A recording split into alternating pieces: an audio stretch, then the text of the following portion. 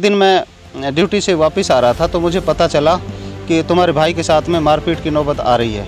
तो हमारे बच्चों ने फ़ोन किया, पापा जी जल्दी आ जाओ। मैं उस दिन किसी राजकार्य में व्यस्त था, तो यहाँ देखा कि इनके साथ में इन्होंने बताया कि हमारे साथ बहुत बुरा अभद्र व्यवहार किया है।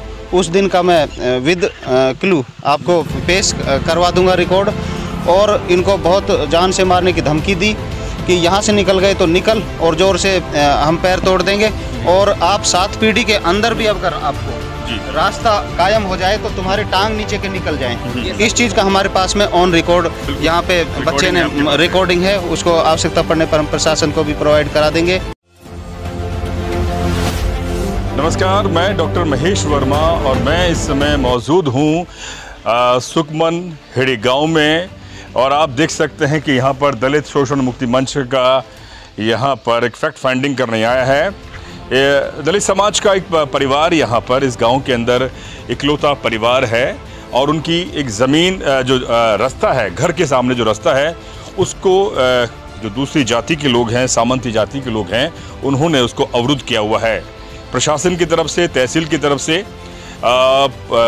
पूरा निर्णय आ चुका है, लेकिन कहीं ना कहीं दबंगाई, या कहें कि गांव के अंदर दबंगाई की वजह से उस खेत को और उस रास्ते को अवरुद्ध किया हुआ है।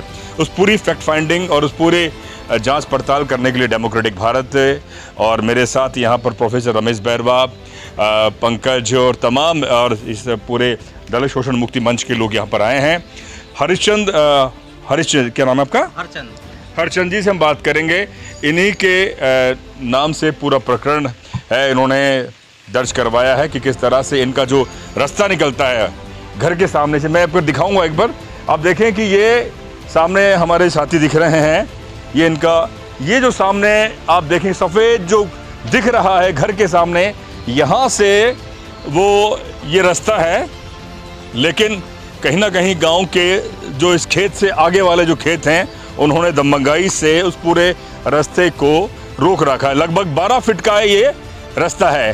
तो मैं चाहूँगा कि एक बार परिवार के लोग भी हम साथ में पूरी रिपोर्टिंग करें और बताएं कि किस तरह से ये घर है फूलचंद जी का, हरिश्चंद जी का। आप घर से देख सकते हैं, ये इकलौता घर है दलित परिवार का, और संपन्न है, पढ़े लिखे लोग हैं। और मुझे लगता है कि इस जाति जहर और जातीय जो कटुता है उसी का ये भी दंश झेल रहे हैं। और जिन पर लोगों ने ये पूरा जो कब्जा किया हुआ है ज़मीन पर, वो दूसरी जाति के लोग हैं, वो सामंती जाति के लोग हैं। हम आपको पूरी जगह दिखाएंगे। मैं चाहूँगा कि जिसके नाम से वो प्रकरण है उनसे बात करेंगे। मेरे साथ यहाँ पर दलित शोषण मुक्ति मंच के संयोजक है, प्रांतीय संयोजक रमेश जी। रमेश जी, आप अलवर से आए हैं पूरे प्रकरण को समझने के लिए। आपने पूरा वाकया समझा होगा, मोटा मोटा क्या कहेंगे आप?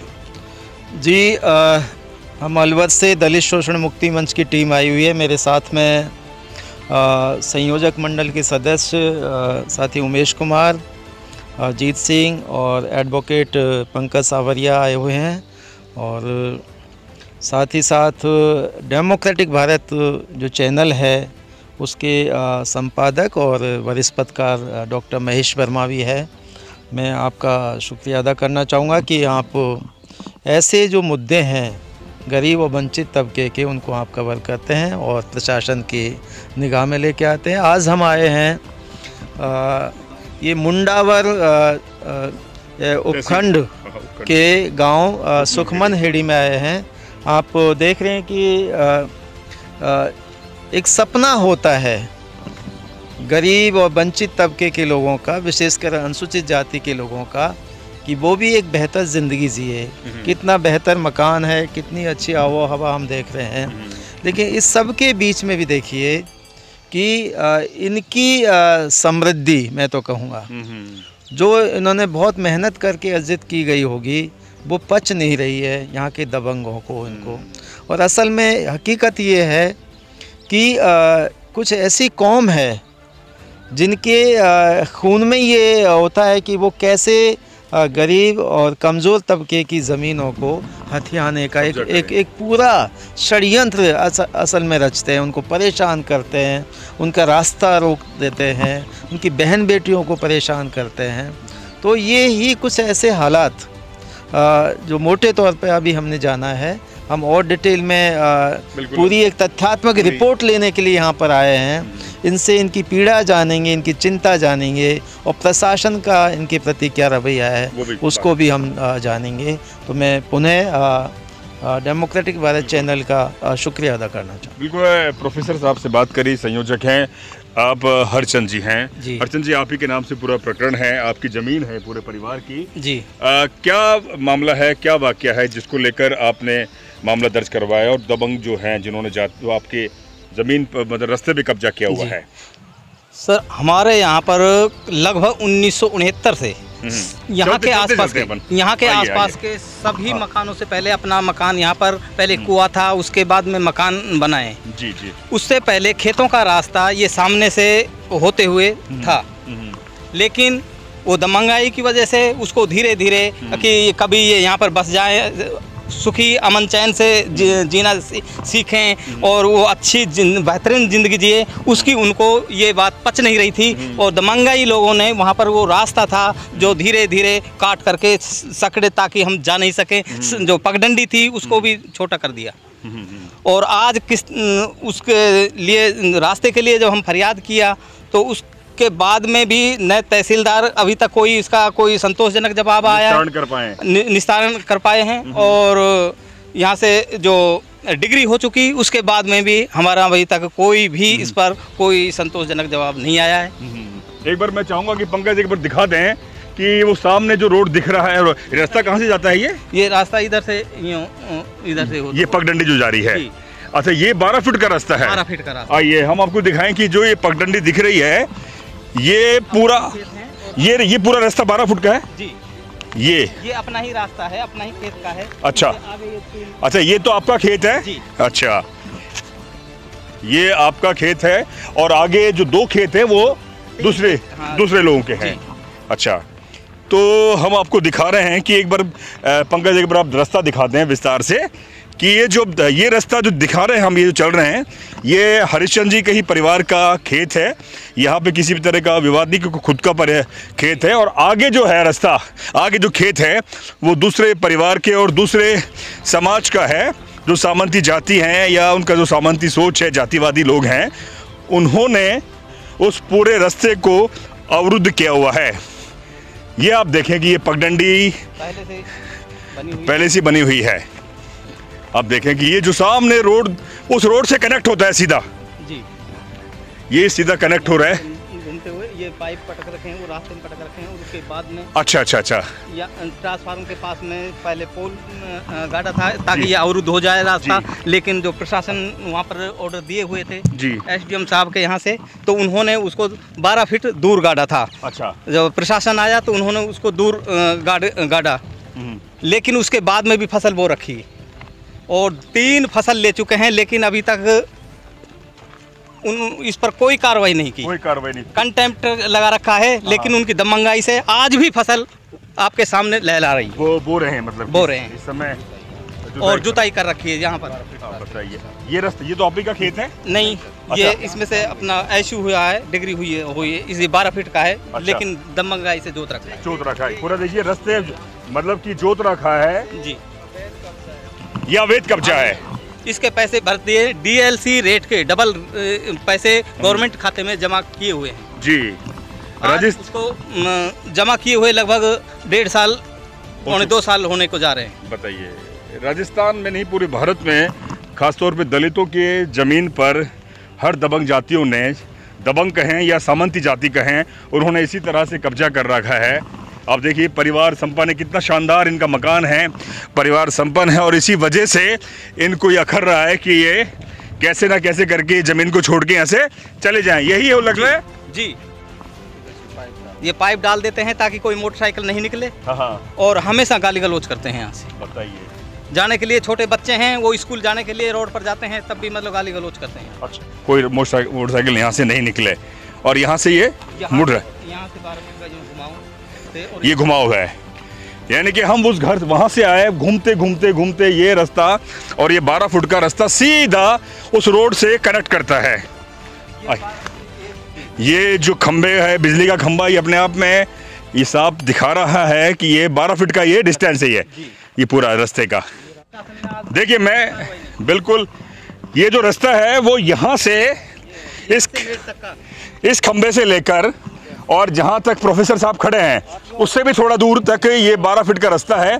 और इस ज़मीन को अवैध कब्जा करके, ज़मीन पे कब्जा करके ये ज़मीन पे कब्जा कर रखा है, जबकि ये रास्ता है, सरकार ने इसको रास्ता दिया है, सरकारी ज़मीन है ये। प्रशासन, मुझे लगता है कि प्रशासन की तरफ से कोई आपको सहूलियत या आश्वासन नहीं, आज तक कोई आश्वासन नहीं दिया है। अच्छा। कई बार FRI लॉन्च करी थी, हमारा लड़ाई झगड़ा हो गया था, यहाँ तक कि हमारे जोखिम का मामला था, उसमें भी उन्होंने FRI की कोई रिसिप्ट नहीं दी। अच्छा। और यहाँ पर 2 सालों से लगातार कोर्ट के चक्कर लगा रहे हैं, पेशी पर पेशी, हमारा खेती कार्य भी मतलब रुक जाता है और उसकी वजह से बहुत परेशान हुए थे। पूर्व में हमारे पिताजी ने भी के समय में भी मतलब ये जब चालू हुआ था तो उनको भी मानसिक प्रताड़ना मिली, बताइए, और मानसिक तनाव से अब वो स्वर्गीय हो चुके हैं, लेकिन अब तक उसका कोई निर्णय नहीं निकला है और आज भी दर दर ठोकरे खा रहे हैं। कभी जन सुनवाई में जाते हैं तो कहते हैं कि आपके स्थगन आदेश का बीच में उसका हवाला दे करके रोक दिया जाता है कि जब तक ये जो आपकी स्टे नहीं टूटेगी तब तक कोई इलाज उसका नहीं निकलेगा निर्णय।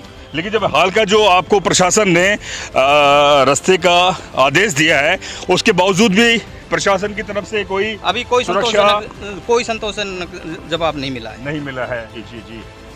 आप देखिए सामने मोटरसाइकिल जो जा रही है ये कनेक्ट करती है उस गांव को, मातूर को, सुखमन हेड़ी गांव।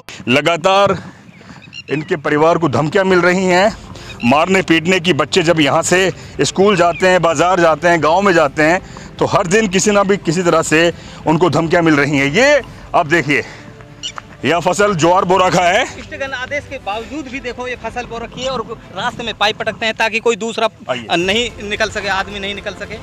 और मेड़ को पूरे को जोत दिया, ये चौड़ी थी, उसके बाद में भी इसको काट करके छोटा सा कर दिया ताकि आदमी नहीं निकल सके। ये पूरा रास्ता, सामने मोटरसाइकिल रुकी है, हो सकता है कि इनके गांव के हों। ये भी बता देते हैं कि यहाँ से पगडंडी थी या मोटरसाइकिलें जाती थी पहले। अच्छा, और ये चौड़ा था, यहाँ पर एनीकट बना हुआ था और उसके बाद में इन्होंने अपनी दमबांगाई से यहाँ पर आज भी अगर खोदें तो ये एनीकट का दूसरा सिरा। अच्छा, ये जो दिख रहा है आपको एनीकट की दीवार है? एनीकट की दीवार थी ये दोनों। अच्छा, और इन्होंने अपनी मर्जी से इसको तोड़ करके ताकि कोई रास्ता नहीं बने और यहाँ से निकलने के लिए हम मतलब इनको निकलने नहीं दें। चलिए गांव के लोगों से बात करते हैं 1 मिनट के लिए। ये जो रास्ता है ये आम रास्ता था?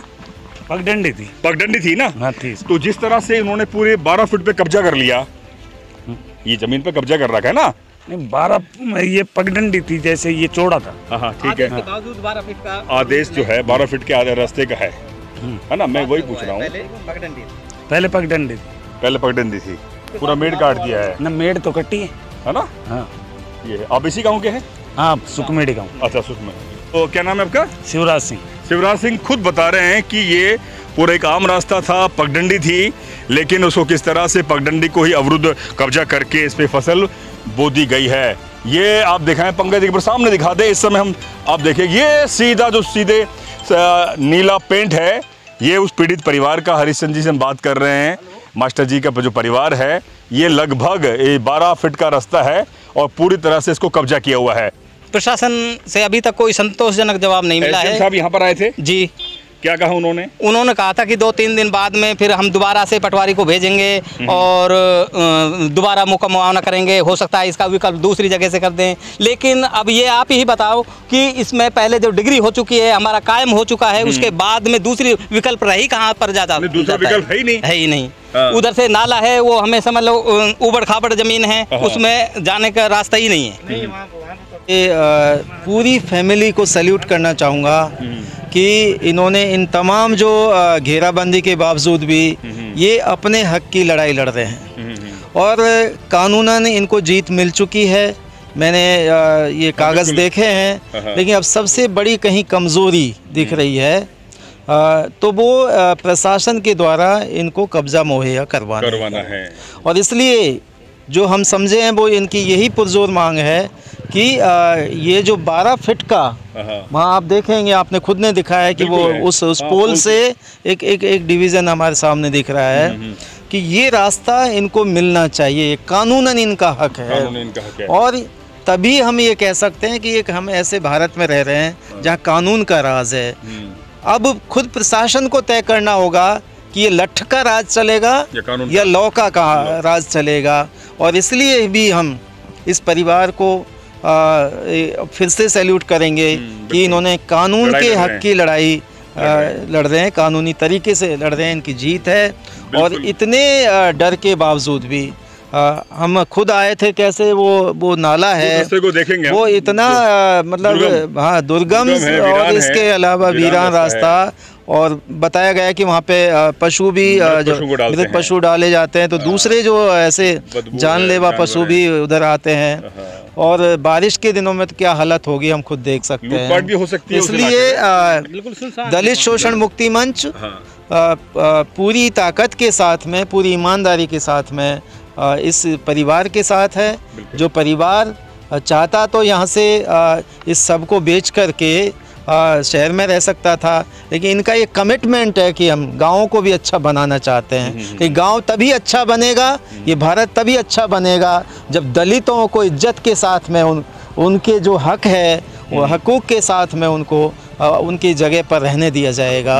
और ये हम प्रशासन से मांग करते हैं कि प्रशासन इनको जो पूरा ये 12 फीट का रास्ता है इस पे इनको कब्जा मुहैया करवाया जाए। जो आरोपी है, जो दोषी है, जो दबंग है, उनके खिलाफ कड़ी कानूनी कार्रवाई की जाए। ये स्टोरी कलेक्टर साहब सुनेंगे, देखेंगे और देख रहे हैं, तो मुझे लग रहा है कि इस पर संज्ञान लेना चाहिए, क्योंकि जिले के मुखिया प्रशासनिक अधिकारी कलेक्टर होता है, वो भी इसे स्थल पर आकर देखें। आदेश के बावजूद आप देख रहे हैं फसल बो रखी है, 3 फसल स्थगन आदेश के बावजूद भी मतलब इन्होंने इसमें बोई है। तो इसका मतलब यह है कि उन्होंने कोर्ट के आदेशों की धज्जियां उड़ाई है। बिल्कुल है जी। तो प्रशासन की तरफ से जब आप कह रहे हैं कि एसडीएम आ चुके हैं, आपके तहसीलदार के पटवारी सब आ गए हैं जी, तो उसके बाद भी उन्होंने कोई संज्ञान नहीं लिया है। कोई मतलब कहते हैं कि इकबाल दिखाना हो उनको। अब परसों ही आए थे, उसके बाद बता रहे हैं कि दूसरा विकल्प देखते हैं कि दूसरा रास्ता कहीं से और कहीं से निकल विकल्प देखते हैं। राजनीतिक अप्रोच नहीं, क्या राजनीतिक, जबकि सीधा रास्ता है। विकल्प कोई 50 रास्ते थोड़ी है इस गाँव के। वो क्या दिक्कत, जब आपके बच्चे स्कूल जाते हैं सुबह सारा गंदा हो जाओ और हमें तो गाड़ी गलौज करें। आपका क्या नाम है? उर्मिला।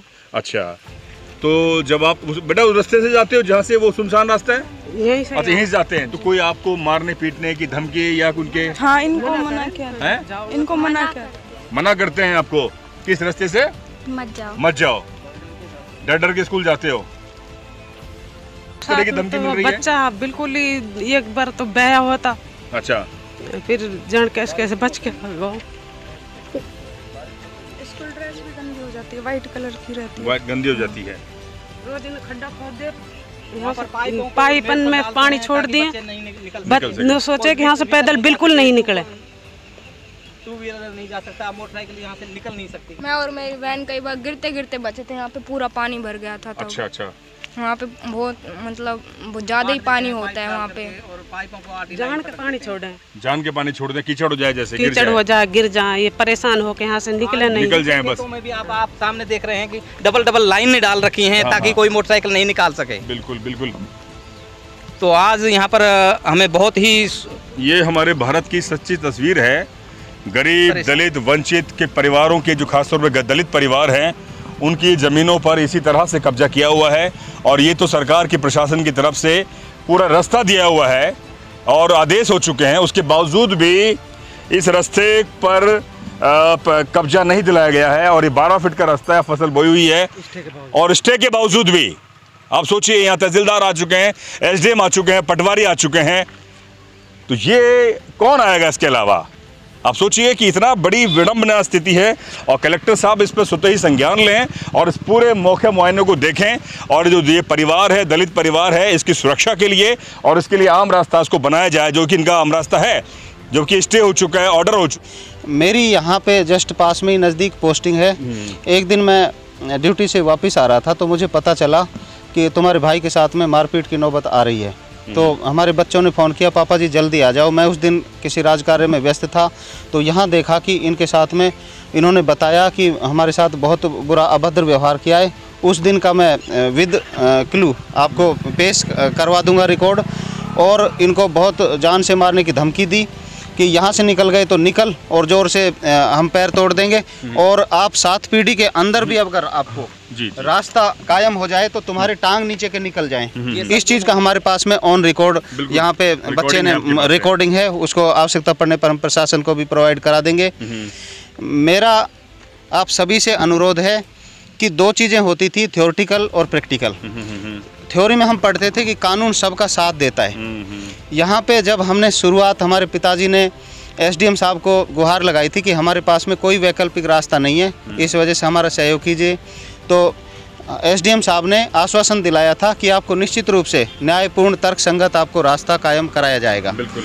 उस समय यहाँ पे आप देख रहे हैं, ये 2 खेत हैं, ये एक पार्टी के थे और तीसरा खेत है तीसरी पार्टी का था। अच्छा। तो जब अपील हुई थी उस समय उनमें कोई भाइयों के बंटवारे से संबंधित कोई विवाद था, जो कि श्रीमान RAA साहब के कंसिडरेशन में, और जो अलवर ऑफिस है उसमें चल रहा था।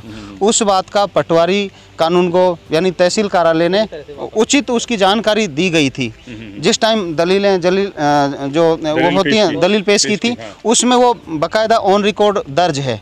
उसके बाद में तहसीलदार साहब ने जब ये ऑर्डर किए थे, जिस टाइम हमारी डिक्री हुई थी रास्ते के लिए 12 फीट का रास्ता, उसमें नियमानुसार डीएलसी का दुगना रेट से पैसे राजकोष में जमा कराए गए, और मैं मौके पर फसल होने पर उसका 100 रुपये प्रति वर्ग मीटर की दर से अलग से हमने अमाउंट डिपॉजिट करा दिया गया था।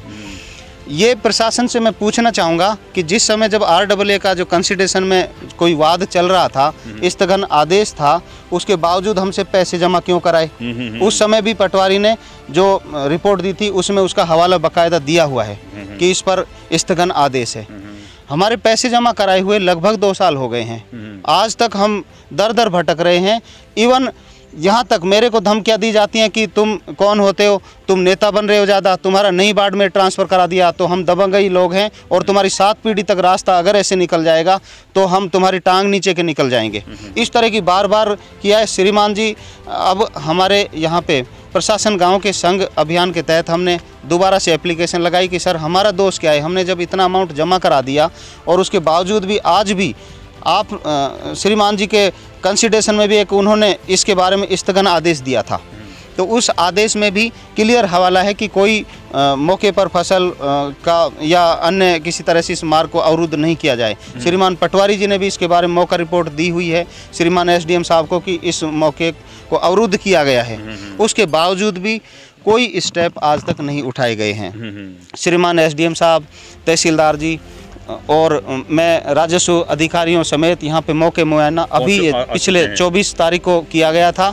तो अब पता नहीं, मैं तो ये पूछना चाहूँगा कि किन दबावों के कारण, राजनीतिक हो, प्रशासनिक हो या अन्य कोई कारणों से हमारे को न्याय क्यों नहीं मिल पा रहा है। जी सर, धन्यवाद। मैं चाहता हूँ, आपसे गुजारिश है कि हम ये प्रशासन तक ये आपसे एक्सपेक्ट करते हैं कि हमें कोई न्याय पूर्ण हो। बिल्कुल बिल्कुल। धन्यवाद। फूलचंद जी का साफ तौर पर कहना है कि प्रशासन यहाँ आ चुका है, फैक्ट फाइंडिंग हो चुकी है, सब कुछ देख चुके हैं, लेकिन प्रशासन ने अब तक इसका जो न्यायप्रिय संज्ञान लेना चाहिए या आदेश देना चाहिए, और जिन्होंने कब्जा किया है ज़मीन पर उनको दंड क्यों नहीं मिला, ये पूरा हमने दिखा दिया। पूरा ये रास्ता है, लेकिन अब ये रिपोर्ट प्रशासन इसको कितना गंभीरता से लेता है ये आने वाला वक्त बताएगा। और साथ ही हम अभी जो वो रास्ता है जिस रास्ते से ये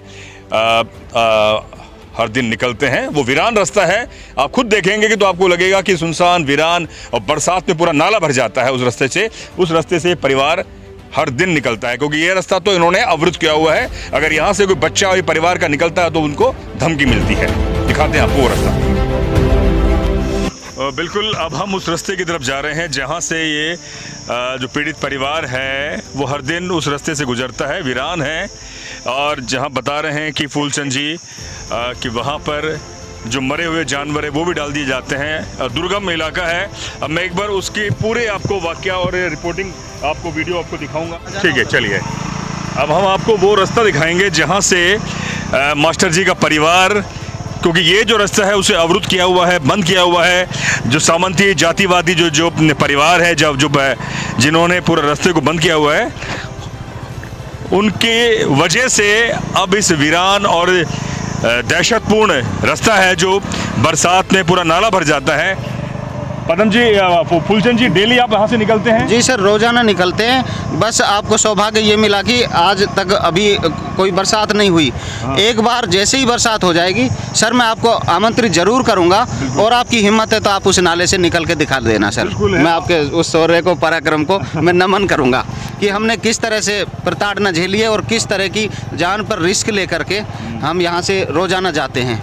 जंगली आवारा कुत्ते, अन्य पशुओं के चक्करों में हमारे बच्चे हमेशा टेरराइज रहते हैं सर, और प्रशासन का अगर सहयोग मिलता है तो हमें आशा है कि हमें न्याय की जरूर इच्छा रखनी चाहिए। ये रास्ता तो आगे कहीं गांव की ओर जा रहा है। जी सर, ये कच्चा रास्ता है, यही रास्ता है। इस रास्ते के लिए भी सर हमने कुछ पहले समझौता करके कुछ पैसे वगैरह दे के ये कायम करवाया था, अन्यथा इसमें भी ब्लॉक बहुत सारे इस तरह की दिक्कतें आई थी। अब देखिए, ये रास्ता है जो वीरान है, इस रास्ते से आप हर दिन निकलते हैं? आप देखें जी सर, बरसात के टाइम में यहाँ पे बहुत भयंकर पानी आता है खेतों का, जिसमें कि हम नहीं जा सकते, कोई भी बच्चा भी नहीं निकल सकता, इवन बाइक भी नहीं निकल सकती।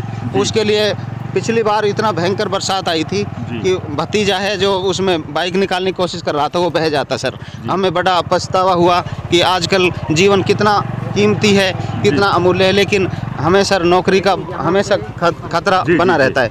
यहाँ पे रास्ते में गड्ढे हैं बहुत ज़्यादा। यहाँ पे मरे हुए आवारा पशु पटाते हैं, और यहाँ से उधर से कई बार मैंने देखा, मैं भी इधर से आता जाता रहता हूँ, 20 कुत्ते यहाँ पे रात को तो निकलने नहीं देते हैं। मैं कई बार ट्रैक्टर चलाता हूँ तो एक दिन तो ट्रैक्टर लेकर आ रहा था तो ट्रैक्टर के आगे लग गए कुत्ते। अच्छा। क्योंकि यहाँ एक मरी हुई भैंस पड़ी हुई थी, चारों तरफ से कुत्ते आते हैं, और यहाँ पे इस एरिया में यहाँ पे मरे हुए जो पशु होते हैं उनको खाने के लिए, तो यहाँ से जिस समय कुत्ते होते हैं उस समय यहाँ से निकल भी नहीं सकते आप। हाँ जी, आप खुद तस्वीरों में देख सकते हैं कि पूरा डांग का और बीहड़ का ये रास्ता है।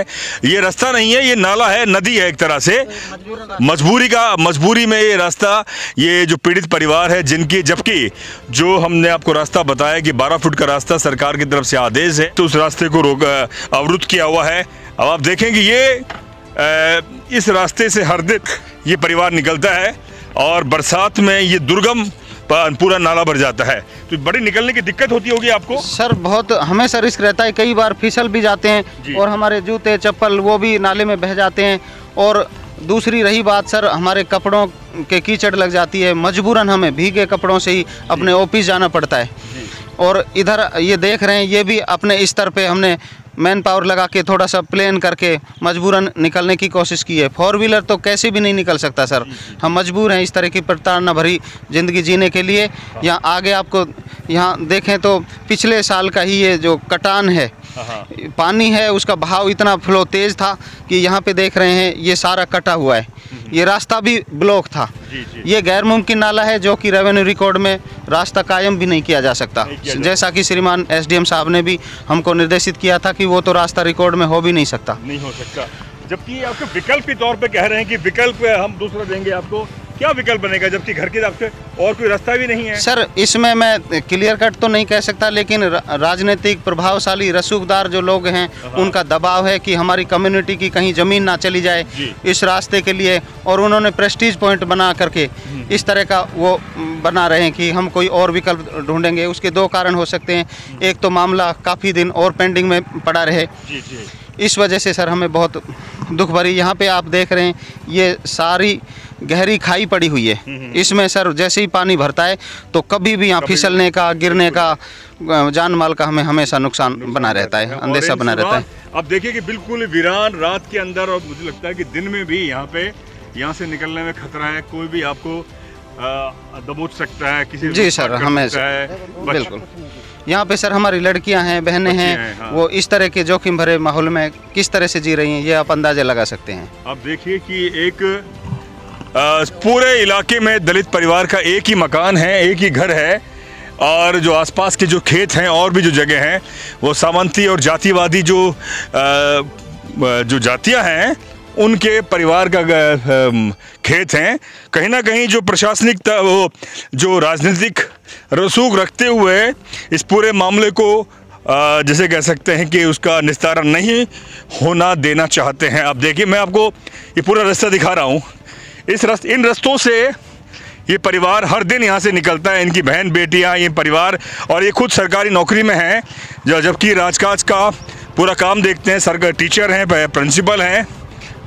ये बरसात के टाइम में तो मुझे लगता है कि आप जा ही नहीं पाते होंगे। सर मेरे साथ पिछली बार मेरा रिकॉर्ड भी देखें, जिस दिन भी बारिश हुई है इवन मैं मजबूरन सर घर पे आकस्मिक अवकाश लेकर के उनकी बदौलत में अपने घर पे ही रहना पड़ रहा है, क्योंकि यहाँ पे बाइक भी नहीं निकल सकती थी। इसमें लगभग इतना हमारे कमर के बराबर भी, इससे भी ऊपर पानी आता था सर। ऐसे में हम कहाँ जाएं? आप देखिए, इतने ऊंचे ऊंचे डांग हैं, 20-20 फुट ऊंचे ये। जी सर। हमारे यहाँ पे कोई भी आता है रिलेटिव वगैरह, वो बहुत कि आपको कैसी जगह आप रह रहे हो, कि रास्ता भी नहीं है जाने का। कई बार हमारे बच्चों के जो टीचर्स हैं वो भी पेरेंट टीचर मीटिंग के दौरान कांटेक्ट करने की कोशिश करते हैं, तो वो भी मजबूरन शक पका जाते हैं कि ऐसे रास्ते में हम आपसे कैसे कांटेक्ट करें, कैसे जाएं। सर इस वजह से हम बहुत ज़्यादा परेशान हैं, और इतने पद पर, ओहदे पर पहुंचने के बावजूद भी यदि हमें न्याय नहीं मिला है तो एक आम आदमी को क्या एक्सपेक्ट कर सकते हैं कि आज के दौर में भी इतनी दबंगई आखिर क्यों कायम हो रही है, इसके पीछे वजह क्या है, ये मैं सम्मानित प्रशासन से एवं आपसे पूछना चाहता हूं। बिल्कुल है साहब, बिल्कुल। ये प्रशासन कहां पर कमज़ोर पड़ रहा है उन दबंगों के आगे। एक बार आप ये बिल्कुल आप देखिए कि आप एक बार यहाँ दिखा दें, हम जिस पूरे रास्ते से निकल कर आ रहे हैं और ये पूरा इस इलाका दुर्गम है, वीरान है, और यहाँ पर कब कोई जानवर छुप कर बैठा है, कब कौन कोई लुटेरा, कोई अपराधी किस्म का आदमी, कब कौन है वारदात को अंजाम देने के लिए बैठा हुआ है इस रास्ते से, जबकि ये रास्ता नहीं है, जबकि ये गैर मुमकिन नाला है। ये तो सर अपने प्रयास से कुछ रेत वगैरह बिछवा, मजबूरी में ये परिवार यहाँ से निकल रहा है, जबकि उनका वो रास्ता 12 फीट चौड़ा इस परिवार के लिए सरकार ने, प्रशासन ने पूरा निर्णय दे चुके हैं, लेकिन उसके बावजूद भी प्रशासन इनको सुरक्षा नहीं दे पाया, कब्जा नहीं दिला पाया। और जो सामंती और जो जातिवादी लोग हैं, जो अपनी दबंगाई से अभी तक वो अड़े हुए हैं कि कैसे तुम ये रास्ता लेके दिखा दो। तो कहीं ना कहीं इस पूरे विवाद में, पूरे इस मामले के अंदर देखा जाए तो प्रशासन भी इसमें लचीला है। प्रशासन किसके दबाव में है, कौन है राजनेता जो उसके अंदर ये इसमें पूरा किन जो राजनेता हैं, यहाँ के जो लोकल लीडर हैं या नेता हैं, उनकी वजह से हो सकता है कि ये मामला निपटाया नहीं गया है। हो सकता है जी सर, बिल्कुल। देखिए कि ये पूरा ये रास्ता है आम जो जिसको ये जिस रास्ते से हर दिन ये निकलते हैं। तो ये अपने आप में बहुत ही विचित्र स्थिति है, और मुझे लग रहा है कि ऐसे रास्ते से परिवार जब निकलता है कभी भी कोई वारदात हो सकती है। तो प्रशासन को मैं चाहूँगा कि एक बार सीधा आप दिखा दें, प्रशासन को इस ओर विशेष ध्यान देना चाहिए, क्योंकि डिग्री हो चुकी है और निर्णय हो चुका है। प्रशासन ने, सहायक कलेक्टर साहब ने निर्णय दे चुके हैं कि इन्हें सुरक्षा दी जाए और रास्ता दिया जाए, और जो अवरुद्ध जो रास्ता है, जो ज़मीन है, उसको हटाया जाए, और जो अपराधी किस्म के लोग हैं जिन्होंने कब्जा किया है उनको दंड मिलना चाहिए। लेकिन अभी तक किसी भी तरह का कोई कानून की तरफ से, प्रशासन की तरफ से कोई दंड या अपराधियों को जिन्होंने कब्जा किया है कोई नहीं मिल पाया। ये वो पीड़ित परिवार का मकान है, आप देखें। हम वहाँ से निकल कर आए थे, ये एक बार पीछे दिखा दीजिए। हम यहाँ से ये रास्ता यहाँ से निकलता है, और यहाँ से ये परिवार यहाँ जाता है। अब देखिए कि आइए, ये पूरी हम बड़ी रिपोर्ट इसलिए बना रहे हैं, हम दिखा रहे हैं कि एक्चुअल ये भारत की तस्वीर है, जहाँ दलितों की ज़मीनों पर अभी भी सामंती जातियों ने कब्जा किया हुआ है। हमारे जो राजनेता हैं, हमारे प्रशासनिक अधिकारी हैं, ये तमाम जो लोग हैं, वो चाहें तो कानून का, प्रशासन का इकबाल कर सकते हैं, लेकिन दलितों की ज़मीन पर इसी तरह से ही कब्जा किया हुआ है। कानून, प्रशासन सब कुछ चाहे तो मुझे लगता है कि ये हो सकता है, लेकिन ये बड़ी ही विचित्र स्थिति है। ये घर है, हरिचंद जी का, श्रीचंद जी का और ये फूलचंद जी का, जिनके पिताजी ने बड़े अथक प्रयास से ये ज़मीन को बनाया, खरीदा, अब जोत रहे हैं, बच्चे इनके पढ़ रहे हैं। यही जो सामंती और जातिवादी जो लोग हैं उन्हें रास नहीं आ रहा। वो चाहते हैं कि कैसे भी तरह के ये विवाद बना रहे और डर कर इस ज़मीन को बेचकर, कौड़ियों के दाम पर बेचकर ये यहाँ से चले जाएं, और यही उनकी मंशा है। तो मैं चाहूँगा कि प्रशासन इस और विशेष ध्यान दे, क्योंकि ये आपके द्वारा डिग्री दी हुई है, आप ही के जिला न्यायालयों द्वारा, आपके प्रशासन द्वारा, तहसील द्वारा, सहायक कलेक्टर ने भी, आप अपने ही निर्णय को नहीं पालन करवा पा रहे। तो ये मुझसे सबसे बड़ी मजबूरी किसे कहेंगे, प्रशासन यहाँ आकर मजबूर हो जाता है।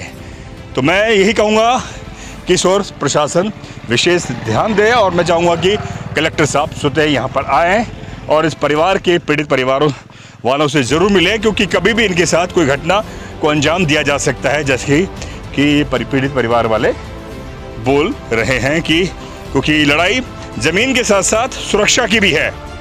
सुरक्षा, क्या आपको किसी भी तरह की थ्रेटनिंग मिल रही है? सर थ्रेटनिंग वो मैं एक बार अपने ऑफिस में था, जैसा कि मैंने पहले भी निवेदन किया था, उस टाइम ऐसी धमकियां मिलती हैं कि तुम्हारी औकात क्या है कि 1.5 करोड़ रुपए लिए हैं, तुम्हारे बाप ने भी कभी देखे हैं क्या? उस चीज़ को देकर धमकियां मिलती हैं, हमको ह्यूमिलेट किया जाता है।